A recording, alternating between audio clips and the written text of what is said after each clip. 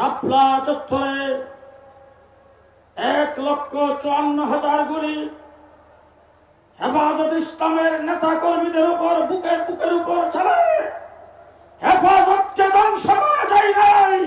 আস্থা কোন শক্তি হেফাজতকে ধ্বংস করতে পারবে না। গত 15 বছর বেশি সরকার, আওয়ামী সরকার বাংলাদেশে যে হত্যাকাণ্ড নির্যাতন চালাইছে তাতে প্রমাণ করেছে বর্তমান বিশ্বের দরবারে সবচাইতে বড় একটি সন্ত্রাসী সংগঠন আওয়ামী লীগ। জেলখানায় ছিলাম প্রায় 2 বছর। জেলখানার ভিতরে দেখেছি সন্ত্রাসের দায়ে অনেক সংগঠনকে ব্যান করা হয়েছে, নিষিদ্ধ করা হয়েছে। তাদের নেতা কর্মীরা জেলে আছেন।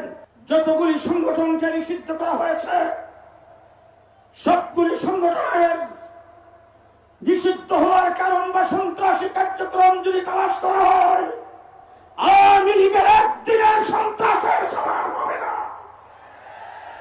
সুতরাং আজকের মঞ্চ থেকে দাবি জানাতে চাই, সন্ত্রাসের দায়ে আওয়ামী লীগকে নিষিদ্ধ করতে হবে, আওয়ামী লীগকে নিষিদ্ধ করতে হবে।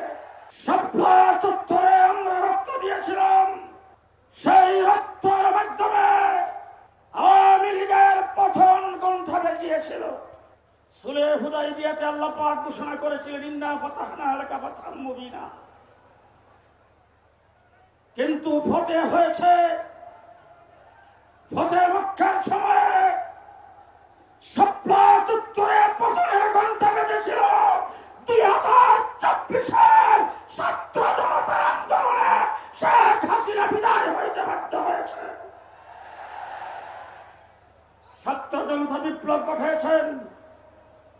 যারা বিপ্লবী ছিলেন তাদের মাথার উপর দিয়ে যখন গুলি আসত, এই সময় যখন মসজিদ থেকে আজানের আওয়াজ ভেসে আসছে, রাজপথে তারা জামাতের সাথে নামাজ আদায় করেছে। তাদের মুখে স্লোগান ছিল নারায়ে তাকবীর আল্লাহু আকবার। আবু সাইদ যখন গুলি খেয়ে মাটিতে পড়ে গেছেন, তার এক সাথী আমাকে বলেছেন তার জবান থেকে জোরে আওয়াজ হয়ে বের হইতেছিল আল্লাহু আকবার, আল্লাহু আকবার,